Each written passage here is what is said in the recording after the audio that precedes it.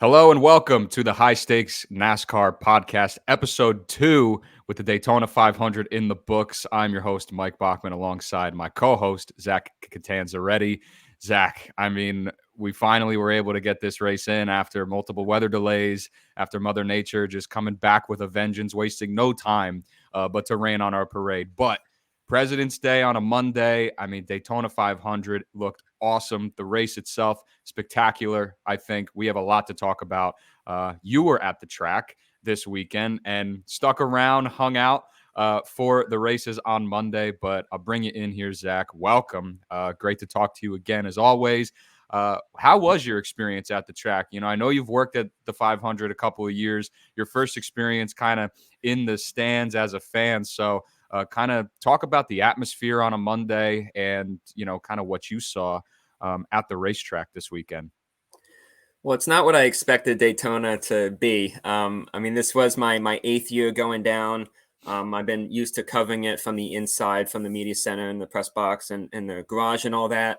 But for this year, I would be experiencing it as a fan for the first time. And I know it's not the warmest place to be come February every year. I'm usually a little bit bundled up for the duels and, whatever happens at night. But man, this one was a bit different. That rain definitely didn't go away once it started. I know Friday had a couple small showers, but it was really a full rain out on Saturday besides Xfinity qualifying. And then all day Sunday, we didn't even go to the track because we knew that there was such a little chance of us racing. So we just kind of hanged out for a bit. And then thankfully I was able to come back Monday. And it's not the first time I've been to a Monday Daytona 500. It's very rare in NASCAR history. It's only the third time, but 2 of the last 5 years they've happened. The other one being 2020. So I had a great time. I think when you look at what we expect going in, I feel like we got all those things. We got some surprise winners. We got a first-time winner in the Truck Series. We had a veteran in Xfinity take it home again for the third time in a row. We'll talk about him later. And another great Daytona 500 with, somebody who maybe we wouldn't expect to win the 500. We talked about Byron a lot, and he's never brought it home in one piece. And just from the stands, I think, I kind of mentioned it before we started here. The stands were totally packed. Like you would not know that it was a Monday. And we know, the Xfinity tickets were able to come back and be there in there as well. But a lot of people didn't really stay for the Xfinity race. So I feel like it was a lot of Daytona 500 only people who wanted to see that event. And my section especially was such a mixed bag of people. Like there were, there was a family of 4 in front of me. I think it was a grandfather and like his 3 grandsons, and they were really into it. One of them wasn't really a fan. He's like, who's in the 45 car again? And he's like, oh, I don't know. And then they find out that it's Tyler Reddick. And there was a wife with her 2 young kids next to me, and they were really into it. And some woman behind me who was really, really into it. And she was yelling at certain drivers as they go by. And it was just really cool to see that and see, how they're talking about the race, what's standing out to them. When you're in the media center, you're around professionals and you're around guys who've lived the sport for a long time, and they're doing their job. But when you're out there, nobody's doing a job. This is a vacation for everybody who's here. And for a lot of people, this is their only race. They don't get to see another one. For a lot of people, it's their first race and they've never seen a race before. So hearing those perspectives is really eye-opening for me. And we'll talk about it, but it was a hell of a race, and we had a heck of a show. Hell of a show, hell of a race, hell of a weekend. You mentioned trucks, you mentioned Xfinity. Across the board, I feel like we got some pretty incredible racing. And then, of course, with the 500 and William Byron, like you said, getting it done, keeping it clean. And he was there at the end. Just spectacular stuff. But glad you had a good time and glad you made it back in one piece there. So let's kind of get it going. We're going to give our big takeaways from this race. Talk about some drivers whose stock is up, whose stock is down ahead of the upcoming race at Atlanta. It's my turn to be on the block for trivia this week with Atlanta. So we're going to be interested to see how that goes and see what Zach's got cooked up for myself and for you guys. And then we'll get into a dive into some drivers we're watching for the Ambetter Health 400, talk about some fantasy and betting plays to wrap this thing up. But let's not waste any more time, Zach. Let's get into this thing because it was William Byron, Edge teammate Alex Bowman, to claim his first Daytona 500, the 40th anniversary of Hendrick Motorsports' first start. Could not have been more storybook for the team, coming home 1-2. And man, again, I think, like I said, this race I thought was spectacular. I know that we had the controversial ending, which, yes, I mean, the last 10 laps of this race, I feel like were not particularly great. But 95% of this race, I mean, I think we had it all. We had compelling strategy, edge of your seat racing. I mean, these guys were on their horses, and they brought it. They brought it on a Monday.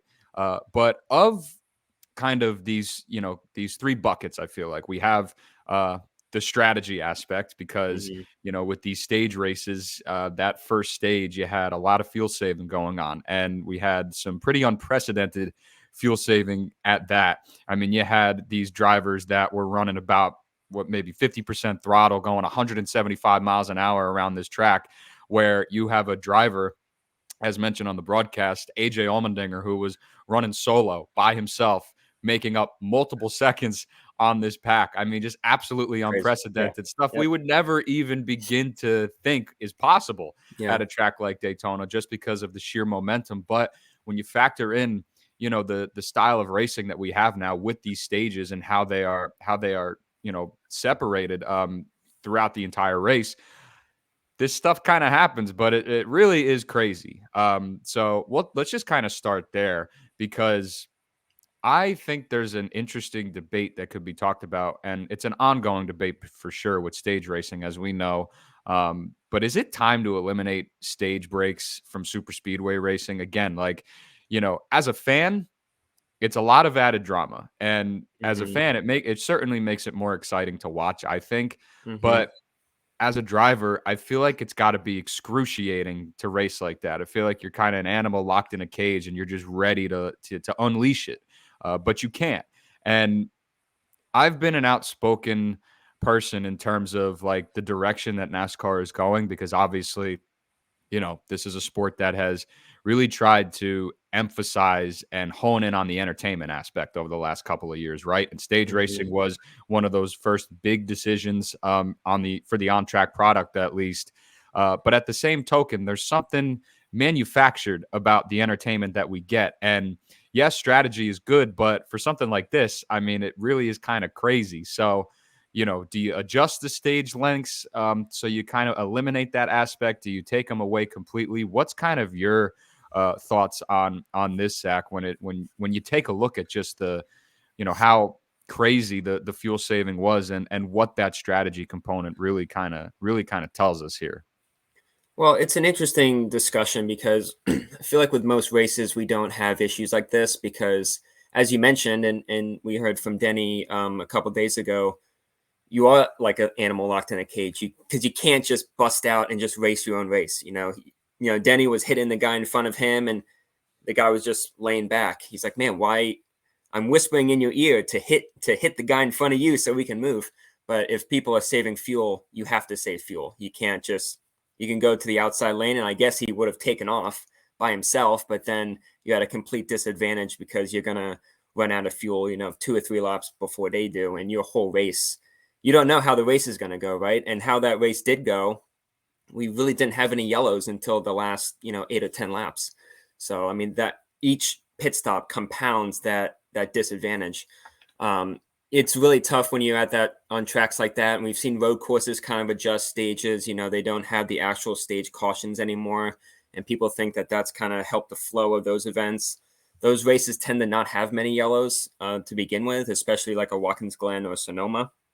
But yeah, I mean, when it, on tracks like Daytona, we tend to have a lot of yellows, Talladega, Atlanta, this upcoming weekend. I don't feel like it comes up as often to make me go that this is an issue. From the stands, I mean, you mentioned the Allmendinger thing. We were watching that, and the race started, and they're side by side again and again and again. The Burton wreck happens, green flag, and they're just still side by side. I'm like, man, something's up. Nobody's moving. There's no line that's jutting ahead. And then I guess Allmendinger may have had an issue with that wreck or something. He was off draft, and I talked about the woman behind me. She's saying, "Oh, AJ, he's catching them. He's catching them." I'm like, "You're a newbie. You don't know what it's physically impossible. That can't be happening." I started following it. As soon as AJ passed me, I would look out to the backstretch, and the field would be at the like the Coca-Cola sign. Then the next time back, the field's back here, and then back here, back here. Whoa, it's about a second and a half a lap, and that's when I knew that they must have been running half throttle at least, which is pretty wild. And just physically seeing that, it was just something I thought was never possible, even if you are saving fuel. So it was weird that it happened so quick that they immediately went straight into it. We tend to get guys who, especially when you're waiting around for an extra day, like you're ready to go. You do not want to sit around. Like you're ready to race. It's the 500. Everyone's always a little bit more on edge, but nobody has any points to the name outside of the duels, I guess. But everyone's winless. Like, just let's go. And whatever the leaders decide to do, and it just trickles back, the whole field ends up having to do it, without any other options. So I wouldn't think that there's an issue, really. I feel like this is something that kind of jumped out and surprised us, at least from my perspective. I know anytime it came down to the stage finishes, when you're watching at home, you're kind of in your bubble, but the stands, everybody stood up. You would think it was the finish of the race. Those last few laps leading into it, and these were really great stage finishes. Like we saw passes, come to the line each time. And that's very common for any type of track, especially these. And those were moments I wouldn't want to take out of it. You can say, "Oh, we would have that anyway without the caution," but people love restarts, and people love seeing that. Oh, okay, get to sit down. A lot of people stand up and they go to the bathroom, go get popcorn or whatever, because they don't want to miss whatever happens next. So, from a live event perspective, I think it's important to have those timeouts. And especially when they're timed, like when it's coming, and there's like little mini races in between. From the time stage racing started, I loved it. I thought it was a really good idea, because it's tough looking at a 500 lap race. You look at the top and it's lap 199 out of 500, and there's no you don't know how long they're going to go until something significant happens. So having those moments in between, it rewards drivers for being up front. We know the positives about it, but with races like this, I can totally see how it can also have a little bit of a slanted effect on the race. But I feel like it didn't last long enough to really hurt the entire race as a whole. But it was definitely an odd start to the race. I definitely agree with that. Yeah, I think if it's something that kind of does happen more often, then we can maybe have a conversation about it. But again, because it was just kind of a one-off, we've never seen really anything like this before. It was just so fascinating that it got that that crazy in terms of how much they were actually saving and how much they were letting off. But again, I mean, and it's interesting too that you talk about the live, kind of like the live viewer aspect of the stages, in terms of like having that break to kind of catch your breath, do what you got to do, and then come back and you fire it up again. So that's an interesting point as well. But definitely, the stages, they do what they do. Ryan Blaney, I mean, at the end of stage 2, executing an incredible move off of his teammate Cindric there. So definitely adds that, that little added injection of, of energy that you want from these guys. And there's a lot to play for, because those stage points are, incredibly important, especially at a track like Daytona, where, you can have a race that's 190 laps clean outside of that quick little lap 6 wreck. And then, the big one ensues, sets off, and wipes out half the field. So you can kind of salvage your day with some points there. So definitely gives those drivers an added incentive. But I was just like mind blown by how drastic that saving was. And, I know that we're going to continue to have conversations about stages. But nonetheless, competition was really incredible. But in looking at William Byron, because I know you brought up Hendrick Motorsports last week as kind of like a team to really watch this year. Byron really kind of got slept on this weekend Mm-hmm. and really just kind of went under the rug. I mean, he has really been raking up great finishes at these super speedways. I believe now 3 of the last 4 he's finished top 2 on Mm-hmm. super speedways. So breaking through for a 500, especially coming off of his 6-win season last year. I mean, just really impressive stuff for a driver who's 26 years old, who is now kind of rewriting or beginning to rewrite the legacy in that number 24 car, but also building his own, because Yeah. William Byron has all of the makings of being a multi-time champion in the Cup Series. You take a look at the stable of Hendrick Motorsports with Kyle Larson, who is still Kyle Larson.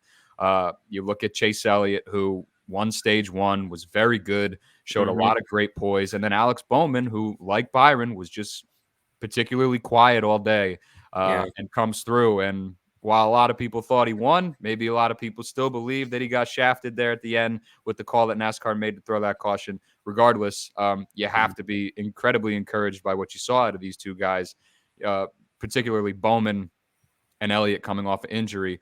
But William Byron, man, I mean, does this race kind of cement himself as the top dog at Hendrick Motorsports over Kyle Larson, over Chase Elliott?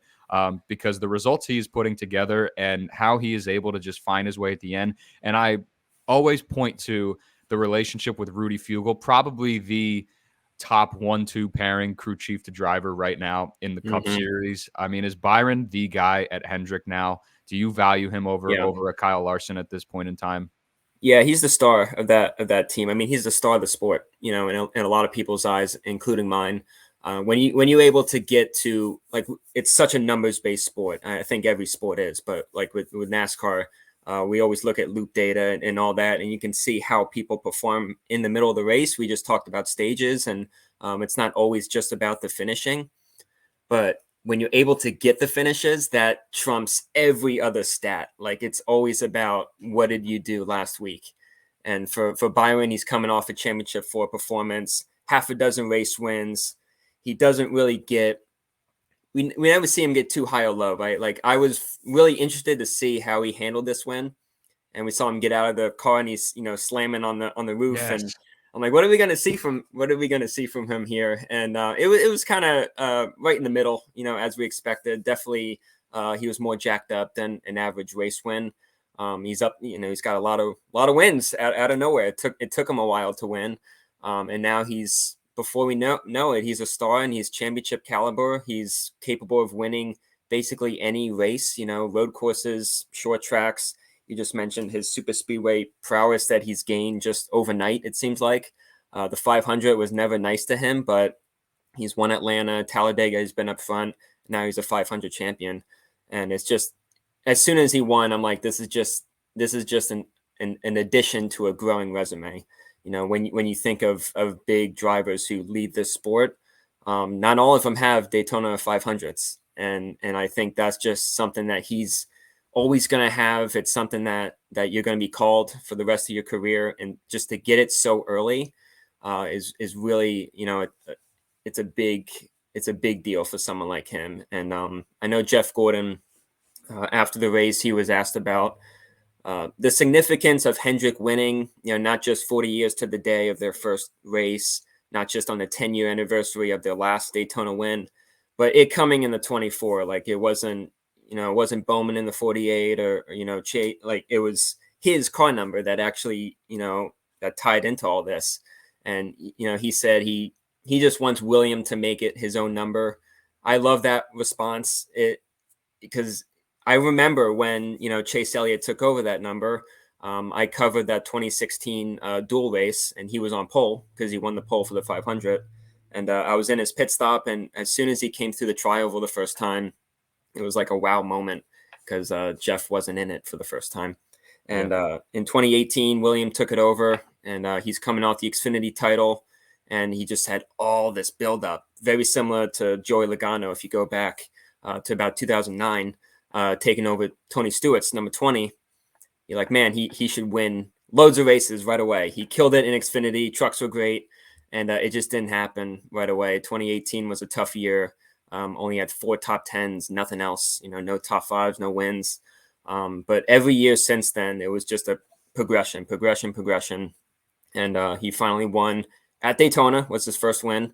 Then he started getting his first multi-win season. He started winning. He won a lot of poles right away. Started leading more laps and started making the playoffs. Not just based on wins. Like, he had the consistency. And then last year finally clicked. And man, it just having this. He doesn't have to worry about having. You talked about Joey Logano last week, right? About someone coming off of, it wasn't a title for Byron, but coming off a really big year and maybe sinking down a level or two the following year. And maybe that might still happen with him. But I think when you start the year off this strong and you're going into a racetrack that you just won at last year, it can be the start of something tremendous. It can be the start of a William Byron era in NASCAR. Yeah. Kind of watching him and Blaney in his own right, really kind of ascending to the top here with Blaney winning the championship last year. We could be really that kind of like this next gen rivalry, this next gen kind of battle. These two drivers, could very much be brewing this year. We'll see how Blaney does, during the regular season this year. But nonetheless, I will say quickly, Blaney did, besides Jimmy Johnson during driver intros, Blaney had the biggest roar of a crowd. All right. When they said his name, it erupted louder than anybody else. I will love to hear that. And that's awesome, dude. Like, that's what we've been waiting for, because and the Joey Logano reference there, I think is case in point.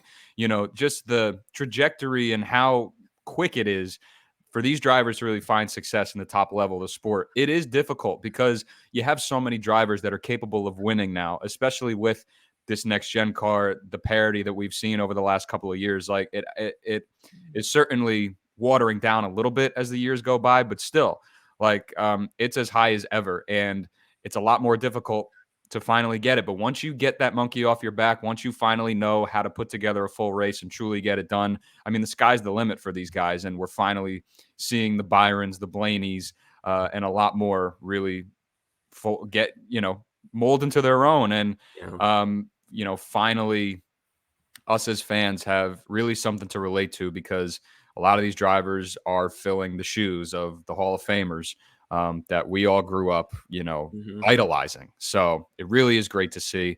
Just one more quick thing on the Cup race itself. Have to talk about the finish here real quick, because yes, it does have its controversy, and it's funny. My father texted me after the race. He's just said blah, and I'm like, blah? What are you talking about? And then, because I'm jacked up, like I was ready for the friggin' Xfinity race. I actually cashed a Byron ticket, 18-1, which was awesome. There you go. So. I cashed nothing in Xfinity. That's a story for my Xfinity podcast, because Austin Hill exists. But I mean, I was so fired up about the race, and then like finally coming down a little bit and settling down, I was like, you know what? All right, that finish, probably not great. I know NASCAR has come out, they've provided the evidence on making the call, on showing that Byron was ahead of Bowman there. But what's kind of your read on the way that this race ended? Because I know probably 99% of fans would have loved to have seen a green, white checkered finish there, and not seeing this thing really end under caution and end prematurely. It sucks to have a Daytona 500 as good as it was to kind of end on that note, because obviously that's the last thing we can remember, and that's the first thing we're going to be talking about. So what's kind of your read on the way this race ended, and do you have an issue with the way that NASCAR did end this race? Should this have gone to a green, white checkered, or did they make the right call? Well, I think races like that, you don't know what type of super speedway race you're going to get. We just talked about how clean this race was for 191 laps. There was only that one accident, and it was just, fantastic racing all the way through. Of course, the stage racing kind of leads to those yellows, but outside of that, it was clean and green. And we're like, oh man, they were 3 wide, 3 by 3 for I don't know how long. It was absolutely tremendous. I mean, a lot of the other series aren't able to do that for a reason, and these guys were holding it tough. But you're feeling the pressure just build and build, and you're like, this is not going to go to the last lap. We're not going to have a 3 wide finish for the whole pack, and nobody's going to make a mistake. Nobody's going to push the limit a little too far. Like, this is just. No race really goes that way, honestly, on a super speedway. And for the 500 on the line, These guys they're not going to sit in line and just accept being 7th place 3 rows back. People are going to start making moves. And we started seeing that, and it was just from being there, you're just kind of waiting for it to happen. And it wasn't, it led to one of those quick little pushes to the end. It was just, 2, 3, 4 laps, whatever it was. And you knew that you were going to work with whoever you had. And a lot of those didn't have teammates. You had Bowman and Byron together, but, you had Chastain up there, Cindric with LaJoy, and I know they had some issues. And you just got to push with whoever you have. And you have to just hope that you're either second place and you can, get that draft and push on by at a perfect time, or you're leading when an accident happens. And that's just what it came down to. And I don't have any issues with what Chastain did. Yeah. I loved his response after the race, because he's I totally agree. I'm sleeping like a baby tonight, because I know that there was a gap there. I had a run, white flag in the Daytona 500. I'm going for it. Yep. And he went for it, and you watch the replay, like maybe he should have faked and then gone to the outside. Whatever. Say whatever you want. We're not in the car. It's a split-second decision. He did what he thought was right, and it was really close to working. Yeah. But Cindric was there, and they spin out. It's just an epic moment to me. I love when drivers just go for it. They would not have done that on any other lap of maybe any other race. I don't know. This is Ross Chastain. He goes for it all the time. But with a moment like that, I can't imagine their heart beating out of their chest, how fast they're breathing, and how big their eyes must have been. Like, this is it. This is it.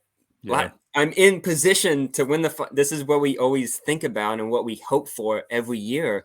And I'm actually in position. I can't imagine the intensity behind the wheel. And it sucked seeing both of them out of it, especially Cindric, because his Cup career has just been in a different place. So I really felt for him, and I felt for NASCAR, because as soon as, they spun right by me, and I saw that they were past the line, I'm like, this is going to be the week. This is what we're going to every time there's a wreck on the last lap, it doesn't matter what NASCAR does. People are going to be mad about it. If they throw the yellow, you could have kept them going. If you throw the yellow, why didn't you do it earlier? We could have gotten a green, white, checkered. If they did throw the caution flag early, like, this is for drama. They're trying to manufacture a finish. They didn't want it to end on a yellow, blah, blah, blah. So whatever happens, I'm like, I know what the reaction is going to be. But I think when I looked online and I saw people were talking about Bowman and Byron, I'm like, all right, let's talk about this, because I know the rules are a little tough. You think about when does the finish end? Like, when did they freeze frame it? When does the field stop? At the time of yellow, and where are the cars? Do they go back to scoring loops? Like, I kind of needed a refresher, because I know it's not always been really black and white and simple for the fans to understand that. But seeing that photo of what they go off, and you see the light on the catch fence and Byron's ahead, I'm like, all right, that makes sense to me. And I think they talked about, they were literally looking on where the cars were spinning out, and Chastain's car was aiming for the grass, and he was below the yellow line. And they were hoping Cindric would stay down there as well. Cindric was hoping that also, but his car hit the wet grass and spun around up the track. And I think Reagan and someone else hit him, and at that point they had to throw the yellow. And I like erring on the side of safety on that. But it's a tough decision to make. They want it to go green as much as anybody. For the fans, it's kind of a letdown, because as I talked about the buildup of what lap 195, 96, 97, 98, 99, here we go. Here's the finish. Up, caution. Then they go past you at 75 miles an hour. And that's how it ends. And the Indy 500s had that issue for many years, and we saw how that went last year with the red flags, because they're just hoping for a green flag finish. We're very lucky to have overtime. A lot of other motorsports don't. I don't know if any other motorsports do. Yeah, that's such a good point. Like, yeah, we really need to, I think, be a little bit more thankful for the overtime rules that we do have for situations, like this, when it isn't in our favor. But I mean, a split-second decision for the sport, and you definitely want to err on the side of caution and safety, especially at a Daytona where, I mean, 9 times out of 10, I feel like we're seeing a car flipping. We're seeing, we're holding our breath to wait for a guy to, put the window net down and climb out of the car. And especially when you see a car, especially like Cindric, come back up the track on the front stretch, I mean, you hold your breath and Mm-hmm. you kind of look away for a minute, even as fans that have been watching, for the majority of our lives. I mean, it still like shakes me in my knees for sure. Yeah. Because no matter how safe these cars get, it still takes your breath away. And Yeah. the hits that these guys take are just unbelievable. So, We saw it twice on Friday when you yeah. talk about cars getting up in the air. We had Taylor Gray in the truck race, which was very similar to Crafton years ago, just flipping right over a giant pack of trucks. And then the ARCA race with Andreas Perez, he got up almost into the fence. So it's not like we have, a long gap between, when the last significant accident happened on a last lap and when it didn't. Like I remember the Ryan Newman wreck. I was on pit road, watching that through my camera lens as he went flying by. I thought he was aiming for the grandstands when I was watching it through my little lens. Like, you don't forget moments like that. And when he's going back up the track, I know NASCAR are thinking about that as well. And they don't want to have the baggage of, man, it was green flag. We didn't throw the yellow right away. So Yeah, it's etched. It's etched in your mind for sure. yeah. And especially for these drivers too, just with the nature of this type of racing and kind of what they go through, every single time they're on a super speedway. But again, stuff like this is going to happen, and unfortunately, there's really nothing you can do about it. I mean, it is what it is. Regardless, we got a great race. We got a very interesting winner in Byron. I know it might not be the most interesting, actually. Mm-hmm. Mm-hmm. But in the sense of, coming off of his career best last year, short of the championship. And again, I feel like we really didn't even mention his name at all coming into the Yeah. week. And here he is just running a quiet race and was there to finally, take the checkered flag. So really good stuff. Before we finally put Daytona in the rear view, have to just discuss real quick. Austin Hill, man, Xfinity race. That Xfinity race put a bow on this entire weekend. And Austin Hill, I mean, I think he might be the greatest super speedway racer in the history of the sport. Mm-hmm. I don't think that that's terribly far-fetched to say. No, it's not. It was absolutely insane to watch him do what he did on Monday night. Not once, not twice, three times. Mm-hmm. He drove from the back of the field to get to the front once again. I mean, Are you coming sure into you the guys race, don't want to win? Are you sure you guys don't want to win? I I'll mean, go to the yeah, back it was again like if he you was want to just win. teasing. He's toying with the entire field, bro. And RCR was extremely fast. I mean, Jesse Love looked great in his first start, controlling the race in that first stage. I mean, Austin Hill, even with damage, it was just unbelievable to watch. I was floored watching it. And, obviously I host an Xfinity podcast with the NASCAR betting preview show. So always dialed into Xfinity every single weekend. And there's a reason why Austin Hill is priced at 4.5 to 1. There's a reason why he's 3 to 1. And the next guy is 9 to 1 this weekend at Atlanta.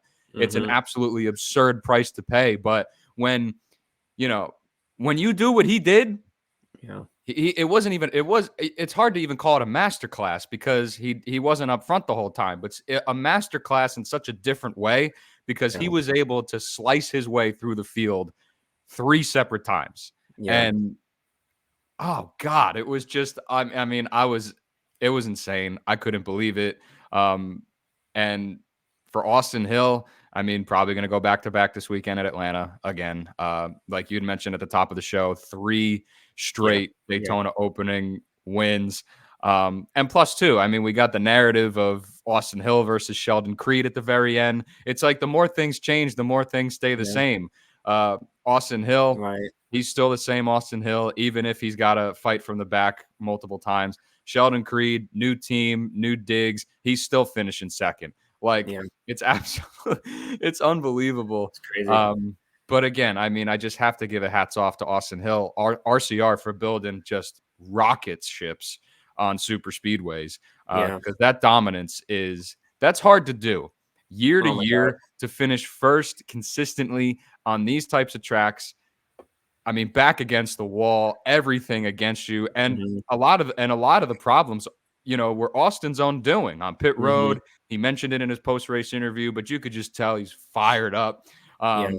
just ready. I mean, the Austin Hill Revenge Tour, I think, is on it after last year missing out on the championship for, and to Yeah. start it off in the way that he did. I mean, watch out. Yeah. Yeah. Yeah. Xfinity Field, because this Southern boy is the last guy I want to take on in the garage. And it was just it was awesome, man. Yeah. It sucked. It sucked having to watch him do it, but Right.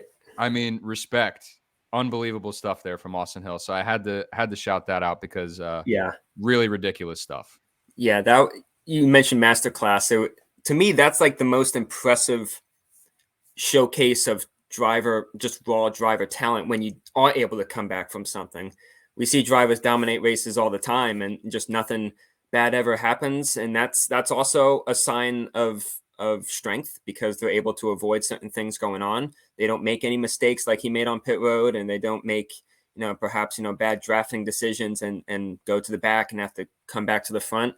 But I love when they're able to do that. Like, that shows that when things do happen, they don't just break down and you just don't hear from them for the rest of the race. Like, oh no, it's not over until his hood is flying off, into the infield and his car's destroyed. Like, he's always able to come back from situations.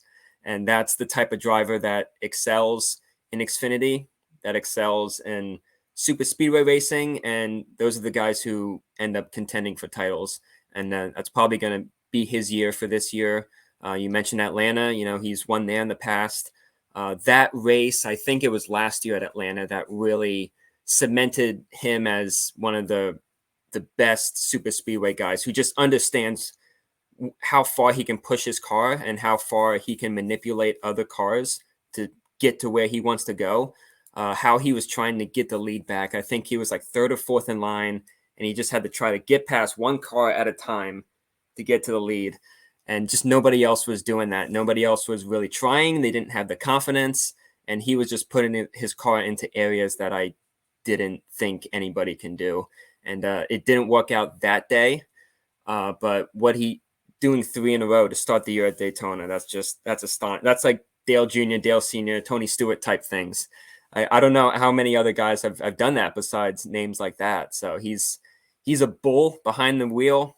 Yeah. And if you ask Myatt Snyder, he's a bull in real life. I know he's a big dude. I've been interviewing him for a long time.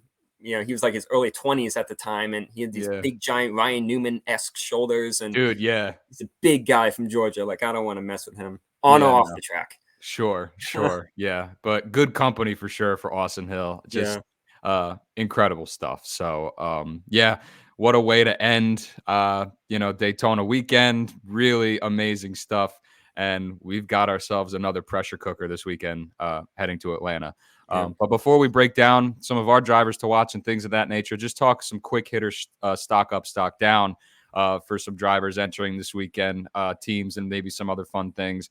Talked about Hendrick Motorsports. Stock certainly up. Their 9th Daytona 500 win, tied with Penny Enterprises for the most in race history. They get the 1-2 finish. You see Chase Elliott look like the Chase Elliott of old, potentially. Kyle Larson, hats off to him, because he finally got his best finish at Daytona in about 3 years, even if it was an 11th place finish. Just goes to show how not friendly Daytona has been to Kyle Larson, or just super speedway racing in general. I feel like he's always one that's just out to lunch, getting caught up in virtually anything and everything. Yeah. But I do just want to highlight a driver, Corey LaJoie, man. We talked about him last week as a fantasy play, career best 4th in the 500, and heading to probably his best track in New Atlanta. By the way, I cannot wait until we finally get to a point where we can stop referring to Atlanta as New Atlanta. Like, I don't call it that anymore. But no, see, I feel like I still have to, again, just because hosting a betting show, I feel like I gotta be a little bit more specific about these things when you're looking at the I think your mic is muted. I think I'm back. I don't know what There you happened.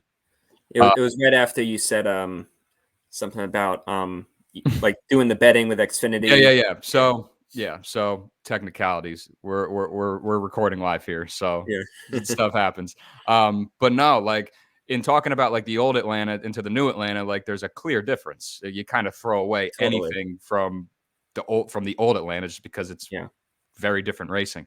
Corey Yeah. LaJoy, on this new Atlanta, he's been a rock star, and it's probably his best track Hmm. we run on the schedule now. I mean, 2 straight top 5 finishes. If he could open up with that, I think a top 5 finish it could certainly be in the cards for that number 17. Yeah. That could be really huge for him. Uh, we talk about Spire. No, they're obviously not a powerhouse, but they've been working hard on this operation, and they certainly have a lot of upside that we're definitely going to try and look and see for more. So again, I think Corey LaJoy, another driver who's got a lot of confidence entering a track that he's been proven good at over the last couple of years. Yeah. Really, really proud to see him get it done. I've been a Corey LaJoy fan. I've been rooting for him. I had the pleasure of talking to him at the Clash last year, just about kind of the nature of Spire and the direction that they're going, and he believes in it through and through. So I'm excited to see what he could do this weekend at Atlanta, and coming off of a top 5, a career best finish in the Daytona 500 is huge for Hmm. this team, especially to start the year. It is. Yeah. And when I saw the schedule and how we had back-to-back super speedways to start the year, there's a lot of guys who you think about like this can be a huge opportunity. I mean, Coy can be leading the points after Sunday, like easily. That's You, crazy. you know what I mean? Like it can, for the smaller teams, it can be a great start to the year for them. And then for a lot of the bigger teams, we can have a lot of guys. You think about Reddick and Logano, Keselowski, they can have back-to-back DNFs to start the year easily. And for them, it's a lot less of an issue because they have the capabilities of coming back. But there's a lot of teams like, Todd Gilliland, Daniel Suarez, they're coming off trickier years that, man, they can really use a good start to the year and take advantage of this kind of even playing field to hopefully get a win. Like that's the ultimate, then you're good for the playoffs already, you're all set. But if you're not able to do that, at least build some momentum with your race team and keep the cars out of trouble. Don't be behind the 8 ball when it comes to, going back at the shop and having to rebuild things. But with someone like Coy, yeah, he's one of the few guys to have multiple top 5s in these 4 super speedway Atlanta races. And he's definitely shown the capabilities of winning there. I know he gave it away a couple years ago with Chase Elliott. If he just held, I believe it was the outside lane, and then he went low. For some reason, as soon as I was watching it, I'm like, "What are you doing? Why the outside lane is just where the kind of speed is." But just yeah, those are decisions you make in the car, and I know he's learned a lot from that finish and the other 2 that he got great finishes in. Daytona went his way again. So he's somebody who you just can't count him out on a race like that. Yeah. Are you stock up or stock down on the Fox booth? What was your impression of Harvick this weekend in the booth? I still have to rewatch the race and Oh, hear I'm kind of so how it dumb, dude. went. You were at the friggin' track. Yeah, but I'm so stupid. Wow. yes, going off the Clash at least. Going off the Clash at Yeah, least. yeah. How about that? How about that? Because Yeah, I've got something to say about Harv. yes, and I'm interested to hear what you have to say. Because today I'm rewatching the race in full, and I can. Yeah. But I'm watching the I Am Kevin Harvick documentary. He had Okay. his podcast start yesterday. Saw a brand new side of him. So I hope that's what he brings to the booth. But based off the Clash, we see that with a lot of guys, even like a Tony Stewart or somebody. It can take a little bit of time for them to build that comfortability of opening up, and when something happens, they call it like as it happens, like whoa, like Jamie Yeah. McMurray. It's like so natural for him, and that's why I love him in the booth so Mhm. much. Because like Joey Logano and Blaney, when they do a driver's broadcast, they're yelling. When something happens, they react like in the moment. But then they're also able to get really technical and talk about the cars and why certain decisions were made. Why did they do this? Why is that important? And Harvick knows it better than anybody. He's fresh out of the car. He hadn't missed a race in 20 plus years. He's a instant Hall of Famer. It's incredible that they have a driver like him, and that's why they're doing documentaries and podcasts. And he jumped right in after retirement because Fox knew they had a really, really good egg in Kevin. Sure. So interested to hear how he was in Daytona. Yeah.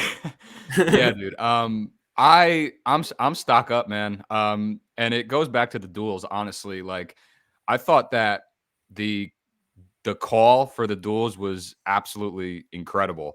And I think the addition of Harvick, even going to the 500, it's already made a serious difference. He is clearly the 1B behind Mike Joy. So he has already kind of inserted himself into that next man up role where Boyer now I feel like is kind of batting cleanup a little bit. Which, look, I'm not mad about, if I'm being completely honest. And the biggest thing for Harvick, like you said, he's the way he kind of, I feel like, approaches the races and his analysis is so in depth and thought out. And the biggest thing for me where I was like, wow, like I think Harvick is going to be a superstar in the booth was, again, kind of going back to the duels. When Blaney got wrecked in the second duel and they were showing his in-car camera and they had slowed it down and Harvick was breaking it down as it was kind of happening. I mean, that took my breath away. But hearing him describe like what Blaney was feeling, you could just hear it in his voice, like how just dangerous, how helpless you feel, behind the wheel in a moment like that. I mean, 55 Gs, I feel like Blaney has had some of the hardest hits we've seen recently. 55 Gs, he had the 70 G last year, I believe it was. Just he can't catch a break. But In listening to Nashville, Harvick, they don't even know was Nashville. Yeah. Yeah, crazy. But listening to Harvick break that down kind of inch by inch, frame by frame was just, I mean, it was crazy because as a fan, again, these drivers feel invincible. But like I said, as incredible as safety has been, you just never know. And hearing him break it down like that, I was like, wow, like the authenticity from a driver of his caliber who's been in the sport for as long as he was, just insane. But I thought he was great.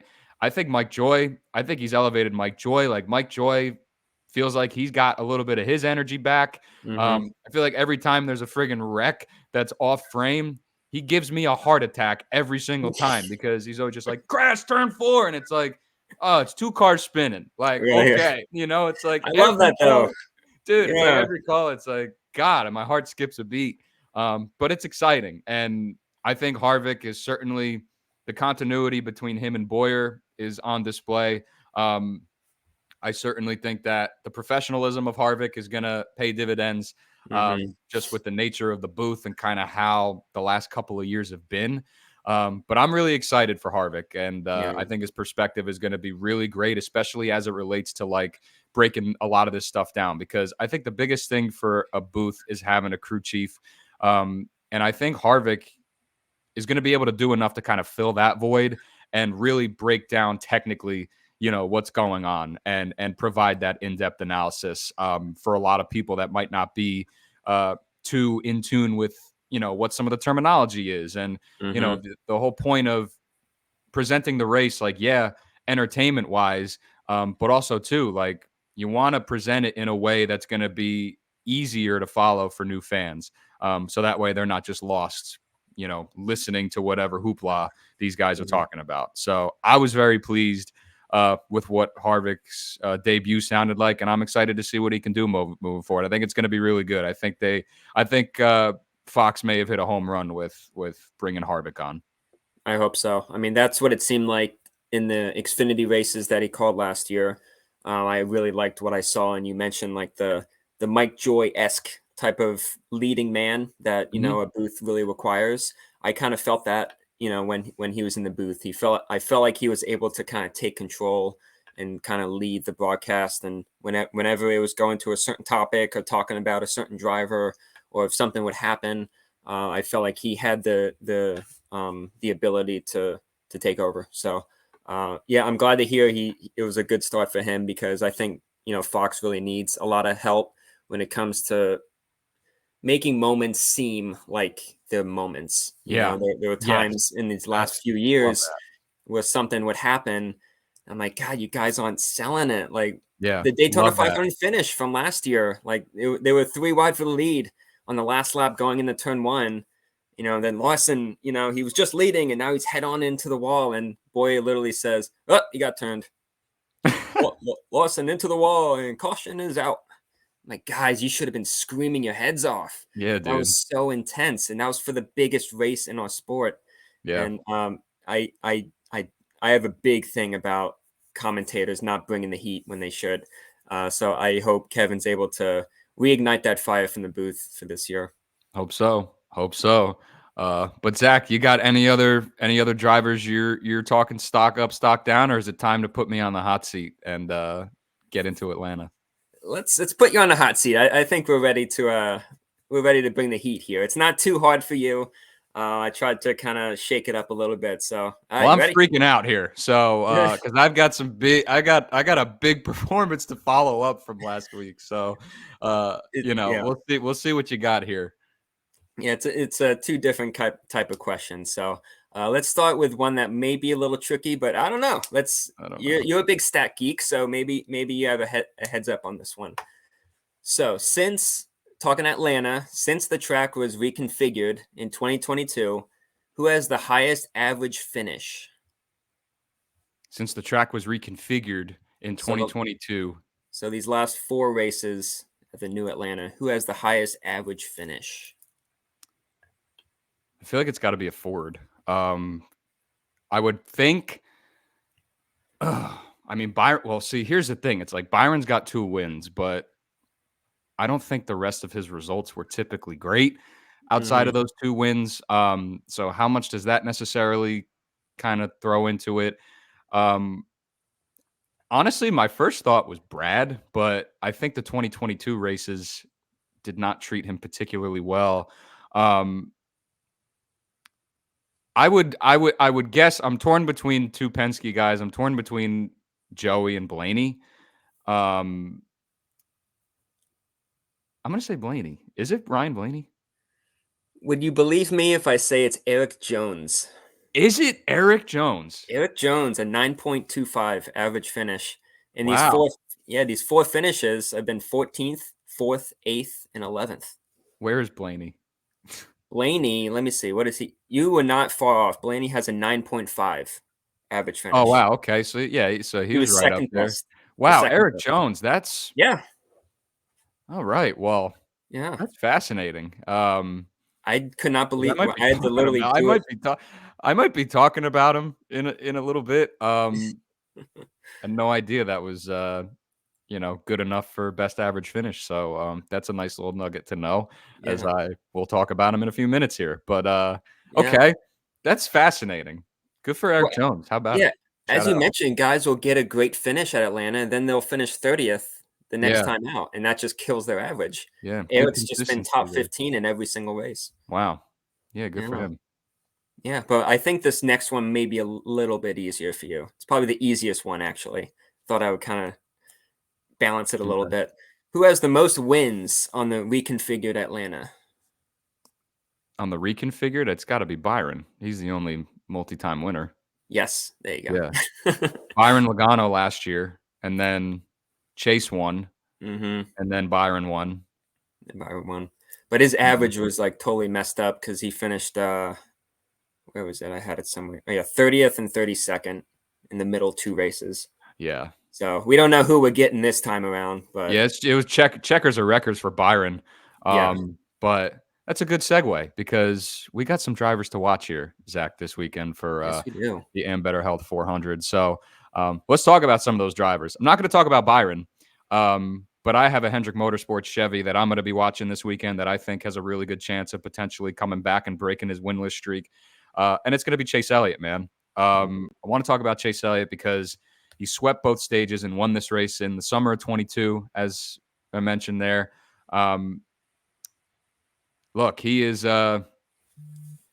he showed a lot of really good stuff in Daytona, and I think he's going to be another strong contender this weekend. He's got the second best average running position on the new surface, which is which is good.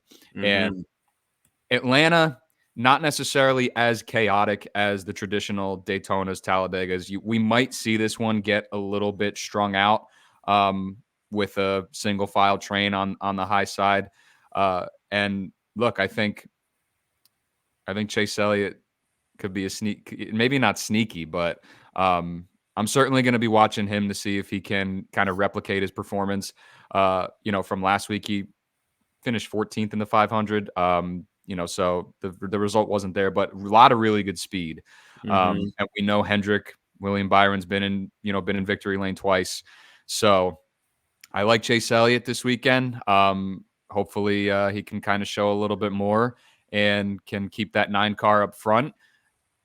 Maybe he'll be in victory lane. I don't know, but Maybe. definitely want to see him kind of continue the upward trajectory, especially as we kind of get into, the more traditional style racing we're going to be seeing. But I'll Mm-hmm. be watching that 9 car this weekend for sure. Yeah, I think I might stay in the Chevy camp and go with Trackhouse Racing. I think overall, I know Ross Chastain, of course, he's coming off a big loss, but it's also he's not losing sleep about it. As we said, he did everything that he felt like he needed to do, and just how he was able to control both lanes up there.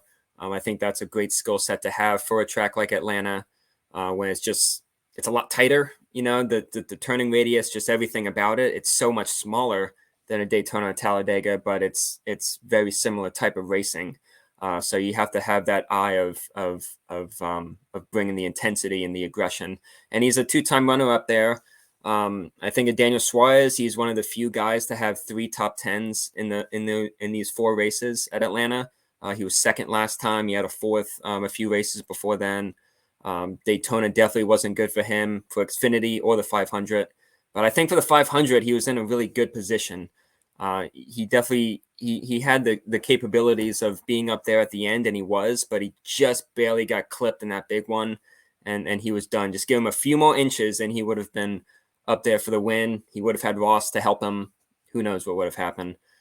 So I think I'm definitely looking at a Chastain or Suarez to bring it home. Could be a 1-2 for a Chevy camp in the second race of the year. Yeah, Chastain, I like it a lot.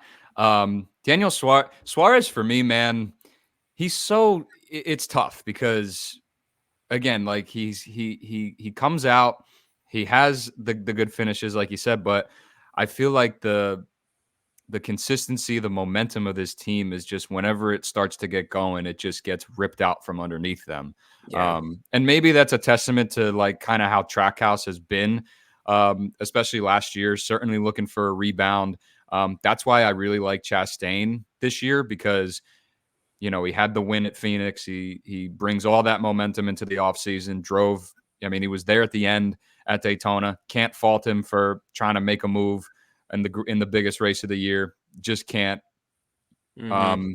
So Chastain, I like. Suarez, it's just tough It's because tough. It is tough. I feel like we're expecting him to do good, but then it just kind of falls beneath him. But Yeah, that's hopefully why he I'm can picking kind him. of, That's why I'm yeah, picking him for Atlanta, a track like sure, this. But once yeah, once we get to the downforce tracks, yeah, I got to see a lot more from him absolutely. for him to prove that this is going to be a different year for him.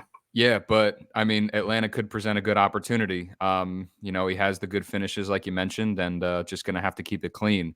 I'm looking in the Penske camp. I'm looking at Austin Cindric this weekend Yeah, because, his hopes were gashed, probably thanks to Ross Chastain, even though he did not have some kind words for Corey LaJoie. So, I think there's kind of more at play there with how that wreck kind of transpired. But for Cindric, 12th and 11th last year at Atlanta. He was top 10 in every stage in both races. And we talk mm-hmm. about Logano, we talk about Blaney as like elite picks at this track. But I'm going to give Cindric some serious attention this weekend. Yeah, He was number 1 in total speed in the spring race a year ago, had an average running position of 7th in both races last year. that's So, wild. so Yeah, just not getting the respect as the rest of his Penske teammates. Penske proves to be uh, I mean, top dogs at these super speedways. And Cindric, a Daytona 500 champion. Yes, outside of that, his Cup Series career has been nothing to really be excited about. But now in year 3 with Penske, really strong in the 500. I feel like he's going to give you, I feel like he's going to be slept on a little bit this weekend. So I'm looking at Cindric a little bit heavily this weekend to see what he can do. And I think he could challenge for the win. Yeah. So I'm excited to see it. Yeah, and he did have a great Daytona. I mean, he was top 5 in average running position, green flag passes, and quality passes. So Yeah, it's top big. 15. Those are. It's really hard to get top 5 in all those categories. It just shows just how quick that he was, and he's in a position, I guess, similar to Suarez, where he's coming off a really tough year, where his teammates were killing it. I mean, his teammates have won the last 2 titles, and he made the playoffs his rookie year off his 500 win, but even his road course stuff, just he hasn't been bringing it on the Cup level, and so he needed a 500 to go his way, and he needs a really good Atlanta. So I think he can definitely bring the heat. He just has to keep bringing it. It's just as you mentioned about Suarez, he'll have a really good couple 2-3 races, and then he's gone for like 2 months. And you're like, man, now it's hard to pick him because you don't know who you're getting. There's not a lot of drivers who they're going to be a contender every week. And I was expecting Cindric to be that guy after nearly winning back-to-back Xfinity titles. But we just mentioned it with Byron. Like, these guys get in the Cup, and they're not the Xfinity guy who we just saw the year prior. They're a completely different guy, totally different, teams and teammates and competition and race cars. It can take a lot of years. I mean, Larson, Elliott, and Byron took them 100 races. I think 99 races exactly to win their first race. And now we don't even think about when they win or lose. It's just we know they're front runners. So it could just be another case with Cindric. But I think Erik Jones, that when I looked up that stat to try to trick you and get you to think it was somebody who we would expect to be up front at Atlanta. Well, definitely didn't expect it to be that Jones No. boy. That's for sure. No, that really surprised me. I mean, it's just a little bit over like Blaney and a few other guys, but he's a veteran now in this series. He's proven to win. He won with Richard Petty Motorsports, a couple years ago at Darlington. So it's not just the Joe Gibbs, the teams who he's won with.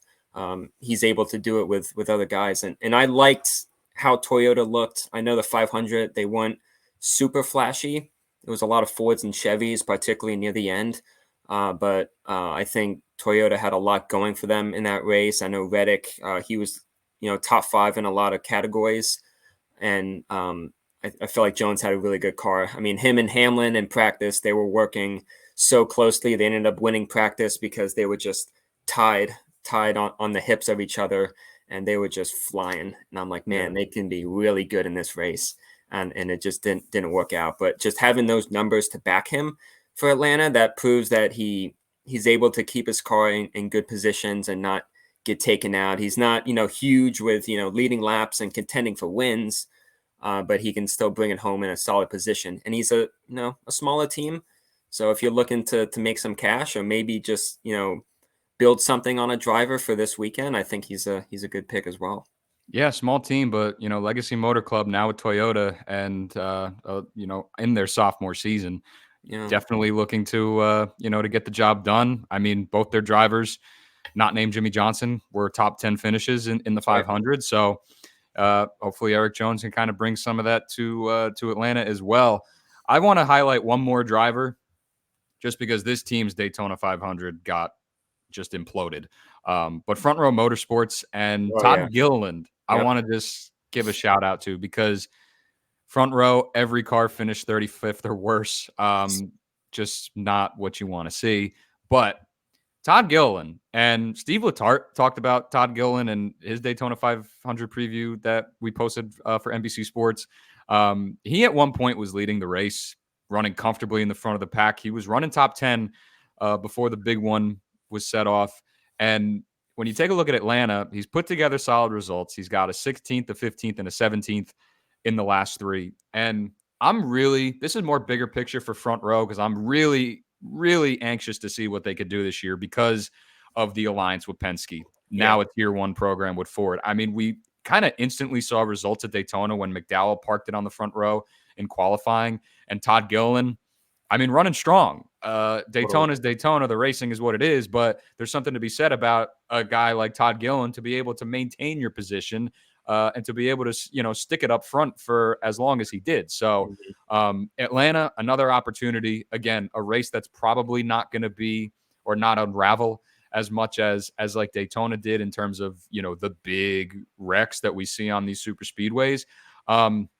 So I'm going to be watching that 38 just to see what he's got left in the tank. When you take a look at those drivers that are in the low tier that we kind of refer to, Todd Gilliland is probably the best value that I see. In putting together solid results on super speedways, what front row is bringing this year. Atlanta, I think, is probably the best spot to potentially look at a guy like Todd Gilliland this entire year. Yeah, I feel like the 500 was his best race in the Cup Series. He really proved that he was able to run up front and not make any poor decisions. Like the only thing that took him out was a wreck that he wasn't even close to. I think something was really brewing there, and he was held back. You mentioned his teammates of McDowell with his mechanical issue, and Kaz Gralla, who didn't even have a shot. He was taken out too early. If you had teammates to work with, perhaps it would have been a little bit easier to be in a better position and not be stuck in the middle during the worst point of the race to be in the middle, because that's where the accident occurs usually. But just look at who he does have to work with at Atlanta. Like we've mentioned Ryan Blaney and Logano and Austin Cindric. Like they're in that same camp now with Penske. And I'm with you. I'm really curious to see how that alliance, shapes this team for 24.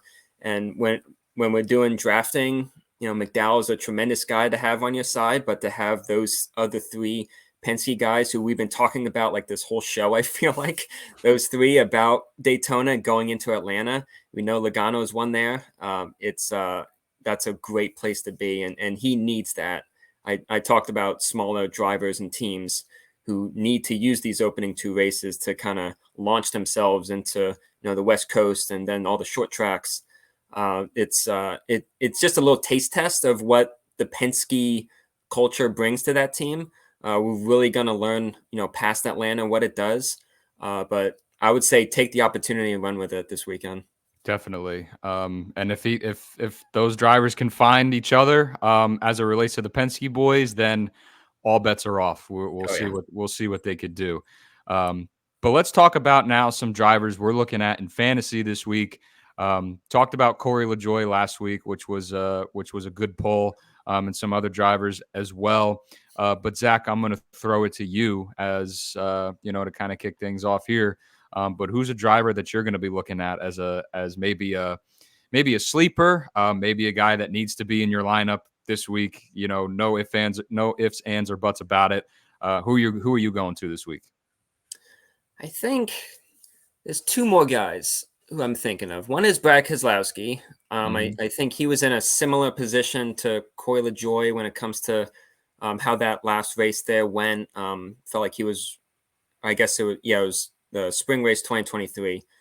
He was in great position to win that, but it was just a last lap kind of chaotic move with him and Joey, and it just didn't work out. Daytona, he was in a really good position. He was the one, of course, who was turned off of Byron's bumper.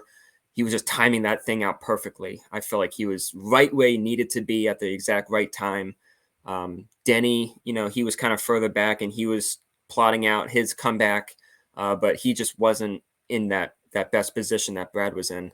But I think anytime you look at super speedways, I go right to RFK. Buescher, wasn't able to bring it either. But I mean, hell, yeah, they're my championship 4 predictions. I'm going to stand by that. That wasn't just for show. I think they have tremendous potential this year on any type of track. But in Atlanta, it's just, I think it's a very easy pick to pick someone like him. So I would go with Keselowski there. And then one other driver that stood out a little bit was Justin Haley. All right. I know he had a little he had a little sniff of the lead, at some point in the 500, but he's probably doing green flag pit stops or something. But his Atlanta finishes have been really, really strong. 11th, 7th, 22nd, and 8th. One of the best averages you'll find on a track that's just as unpredictable as this new layout is. So, yeah, it's a completely different team, with Rick Ware Racing. I know his time at Colleague, it wasn't what it was in Xfinity. I expected better things from him, but sometimes a team change can really lighten your fire when it comes to opportunities like this, because the rest of the year isn't going to be running top 10, maybe even not even top 20. So he knows that his opportunities are limited to bring this team to those glory days that they always dream about. So great finish, solid finishes at Atlanta. So I think Justin Haley, with what he can do on tracks of that draft, he's capable of great things, I feel. Yeah, Justin Haley is a good pull. I honestly did not know that his results there over the last few have been that good. Yeah. So props to him, because I feel like we're so far removed from him being the super speedway king in the Xfinity series, which is now obviously taken over by Austin Hill, the greatest super speedway racer to ever grace the pavement in NASCAR. But yeah, Haley, man, it was tough to see him kind of go out the way that he did it in Daytona. He was up there as well, and showed a lot of really good speed. So I like that pull, because again, you can still kind of get creative with your lineups here. I feel like for Atlanta, because of the style of racing that we do have, pack racing. So you are going to be looking at guys that typically do well at Daytona, Talladega. Even if they don't have the results to show for it. You want guys that are going to be able to contend and compete in pack racing. I'm not going to pick Corey LaJoie for the second consecutive week, even though I think he is another great play this weekend just with his results. Yeah. Outside of your must starts, like, Ryan Blaney to me is a must start. I think Chase Elliott is a must start this weekend. We talk about Logano as being another one. I mean, can Kyle Busch rebound from his performance in the Daytona 500? Because outside of Logano, who was probably the best car of the day, it was probably Kyle Busch who was next. And Kyle Busch has decent results here at Atlanta, has put together solid results on these super speedways in the next gen era. And we know he's as hungry as anybody to get back in victory lane. So Kyle Busch is a driver I would certainly look at as well this weekend. I mean, I'm not going to lie to you. I had Eric Jones on my list here. As a little tasty fantasy play for all of the reasons that you mentioned with the average finishes and whatnot. Part of me wants to go to Bubba Wallace as well. He does not have the resume, at least the results. The results will push you away. But you got to look at Bubba as still one of the best drivers in pack racing, and driving a fast Toyota. Like, it's just a matter of being there, and you got to be able to take guys that are going to put themselves in position to get stage points, but willing to take a little bit of risk. And Bubba Wallace is willing to take risk. Is that a reason why he doesn't have the results to show for it? Yeah, maybe there's some truth to that, but you can't deny his prowess on this type of track, on this kind of racing. And look, we saw his 2311 teammate Tyler Reddick take one of the duels. We saw Toyota in race trim really bring the heat. So I'm really interested to see where Toyota qualifies this weekend, just because it was so terrible in the 500. But again, really meant nothing because they brought a lot of speed, in race trim. So if you're going to get a little bit of that same result, I'm willing to take a little bit of a risk with Bubba in fantasy this week. But I do like Eric Jones. He was definitely my tasty sleeper play. And then again, you're looking at the Ryan Blaney's, the Joey Logano's, the Chase Elliott's, the Kyle Bushes of the world. Because again, super speedway racing, yes, anything can happen, but it should be a little bit more predictable than what we're going to get at Talladega later on this year, or what we got on Monday with Daytona. But, certainly a lot of flexibility to get creative with some of those guys and, try and save the top dogs for the more cookie cutter tracks we're going to be going to this year. But nonetheless, it sets up to be a really, really exciting race this weekend. So now I'm kind of looking at some drivers in the betting market, which Odds courtesy of DraftKings Sportsbook on the screen for those of you watching on YouTube. Denny Hamlin, Joey Logano, they open up as the favorites at 10-1. A lot more tight board here. There are so many drivers that are kind of in between the 10 to 12 and 20-1 range. But the first driver I looked at was Ross Chastain. Ross Chastain at 20-1. I really like the price, and 2 runner-up finishes at New Atlanta. Nothing really jumps out to you outside of that at this track, but in all the points that you mentioned earlier when talking about Ross, I think he's built that confidence back after last year. And, I talked about what he brought in the offseason after winning at Phoenix, in contention at the 500. I think you'll see more of an informed Chastain like we saw in 2022 when he put together those runner-up finishes.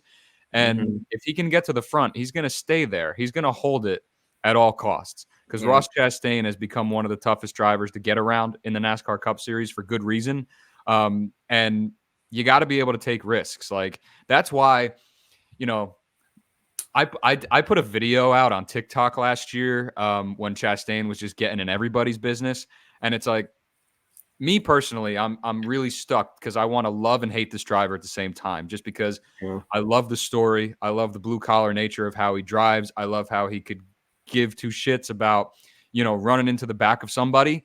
And he's the personality that I feel like is so easy to root for because he brings that to the table. But at the same time, it's like, dude, you're constantly getting into, wreck after wreck the last couple of weeks. And it's like, reel yourself back in here for a minute.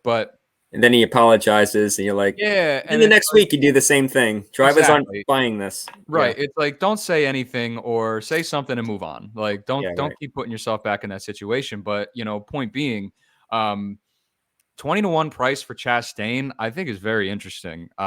It's a price I'm willing to take. I also looked at William Byron. I'm not going to lie, 12-1 alongside Chase Elliott. I think there's a real chance Byron can go back to back this weekend. Just with the results he's put together on these super speedways. And again, it's probably not going to be flashy. It could very well be just like Daytona was, where he finds himself in the right place at the right time and he's just there to take it. Like, half the battle of these super speedways is you're either, I guess the 2 ways you look at it is you're charging to the front, you're trying to hold lead and just hope that you don't get caught in the big one, or you're managing your stuff, you're riding around and you're just waiting for the opportunity at the end to be there, because you have to survive. It's a race of survival. So 12-1's interesting for Byron, but Chastain was my favorite number on the board for the driver, and I like it. So it's probably going to be my favorite outright bet at this point in time, pre-practice and qualifying. See how it kind of moves once we do see cars hit the track. But I think Ross Chastain 20-1 is very enticing. Did I just see Todd Gilliland plus 8,000? That's right. He's 80-1. I like his. You mentioned him. I'm waiting for DraftKings to put out the top 10 odds, because I would love to get a Todd Gilliland top 10 number. Sure. The top 5 is 7-1 right now, I believe. But yeah, 80-1 for that 38 car. Could be worth some lunch money. There you go. Heard it here. Yeah, man. But some other drivers here. I mean, again, you got so many that are in this 20-1 range. I'd talk about Cindric, 25-1 right now on DraftKings. Interesting, considering his Penske teammates are sat there at 10 and 11. Again, it's just tough because, again, anything can happen at these racetracks, despite Atlanta being a little bit more predictable than Daytona. But as far as a guy that you're kind of looking at in the market there, who's one that you got your eye on? Well, I'm trying to go towards the middle. Like right now, you're seeing Suarez and McDowell and LaJoy. These are all guys who we maybe we're pretty comfortable picking them as front runners for this race. And I got Stenhouse going by, and I think it's just one of those opportunity weekends for anybody who's willing to play and take the chance. Like you can say that anything is a high chance here, but it's such an even playing field that you can really you have a shot, with no matter who you take. Like the average weekend, you probably have 10 or 15 guys, maybe a few more, who are able to win or finish top 5, and it's not even a story. But here it's just times that by 2, and you can get somebody who can easily get, a top 10. Like you said, once those, top 10 numbers come out, like, man, there's endless chances for you to come out on the green come Monday morning. So yeah, right now I always try going for the middle with tracks like this, and I think the Gillilands and the Suarez McDowells, Austin Dillon's a little tough, but why not go for the chance when it's here in front of you? Yeah. Just kind of looking now. Yeah, Dylan's 40-1. LaJoie's there too. So Yeah. all those guys kind of down there. And again, especially early in the week, you're trying to get ahead of the market because these numbers are going to move. Maybe not as much on a super speedway, but certainly when we get to Vegas next week, it's going to be very, very drastic once you see these guys practice qualify. So, you definitely want to get ahead in the market. But Chastain, like I said, was the first driver that really jumped out to me on the board. I think Byron at 12-1 is particularly interesting as well, being a 2-time winner, and now just a couple of days after the Daytona 500 where he just won. The RFK guys. I mean, Chris Buescher's 25-1. That's very deep for a driver. Where when Keselowski is up here at 11-1. So again, you kind of just got to pick and choose your spots here. But in terms of drivers that, who's the guy? Because I think we should do this every week. We should give our picks for the race, I feel like. So I'll go to you first because I have my pick for this weekend. But who do you think is going to be in victory lane? Who are you picking to win this race? Ooh, man. It's a tough call, but it's really tough. Yeah. I usually like just picking just a group of drivers and just going off of them. But yeah, I think I would have to lean towards somebody who brought the pace in Daytona, someone who tends to bring the speed to Atlanta, and they have the experience to bring it all home. And that's probably going to be a Joey Logano. I love, how he was running at Daytona. I thought he was going to be just unstoppable because he's got that Chastain-esque where when he's up front, it's like, oh, it's his race now. Like people are going to follow him because they know that's where the speed is. And if you try to build another lane, oh, guess what? He owns that lane too. And Atlanta, he knows where to put his car. That's exactly how he won here against Keselowski. It was just Ford v Ford, and he just came out on top. So yeah, he's leaving Daytona with his head pretty low, but he definitely had the speed to do a lot better things.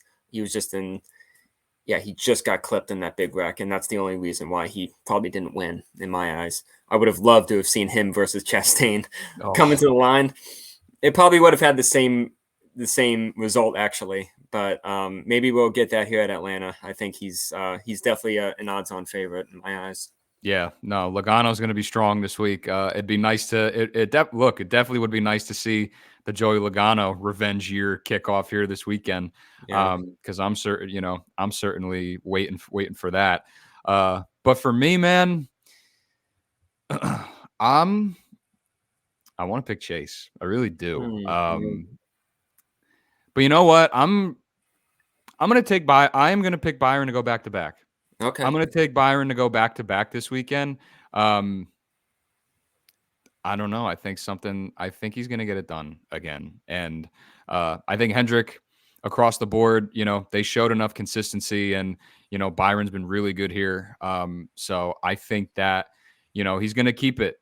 And I think he's going to be there in victory lane when it's all said and done. So I am taking Byron to win this thing and start the year 2 for 2. And you know what? If I'm a betting man on the Xfinity side, even though I'm not going to be betting Austin Hill this weekend, he's probably going to win over there. Yes, so I agree. To get back to back in Cup and Xfinity would be something. Maybe trucks too. Maybe Nick Sanchez finished second in Atlanta last year, and he just got his first truck win. So I don't know when that's happened in NASCAR history. Back-to-back winners to start the year in all 3 series, but that's a good. That could question. Totally. I would bet on that just to be a part of history. Yeah, Nick Sanchez. How about it? Yeah, really exciting stuff. That would be sick to see all 3 go back to back. That'd be an awesome bet to just wager Right. if that was ever offered. But good stuff. So Logano and Byron, those are our picks, and that's gonna put a wrap on it here Yep. for the show this week, Zach. So before we go, just let the people know what you're working on, where they can find you, and what you got cooking up here. Yeah, we have exciting things with NBC Sports, of course.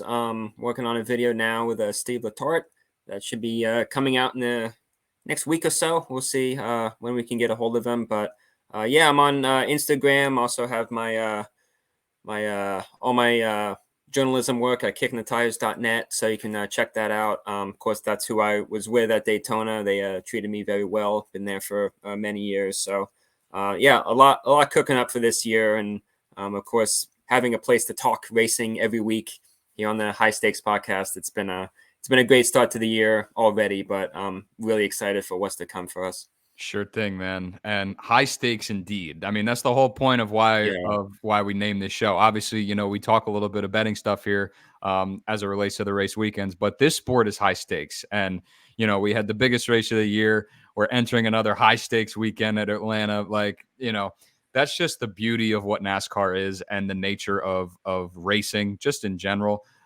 Inherently just exciting, and a sport that's going to keep you on the edge of your seat, hopefully from start to finish. It gets sour, yes, but there's certainly opportunity for us here, and we're happy to bring it to you. So good stuff, Zach. I'm on Twitter at MV Bachmann. All my analysis on NASCAR and all my thoughts, for better or worse, are on there. So if you want to connect, please do. I'll have the Xfinity show or the Xfinity betting preview for Atlanta with the NASCAR betting preview show, hopefully up tomorrow. My plan is to record it today and get that up tomorrow. If not tomorrow, it'll definitely be up on Friday morning. So make sure that you're checking out the NASCAR betting preview show for that. Truck Series preview is up, and they have the Cup Series preview tonight at 8 o'clock on Wednesday night, which will be on Twitter Spaces, up on YouTube, on the In Between Media YouTube channel. So be sure to get your betting fix for all of that stuff this weekend.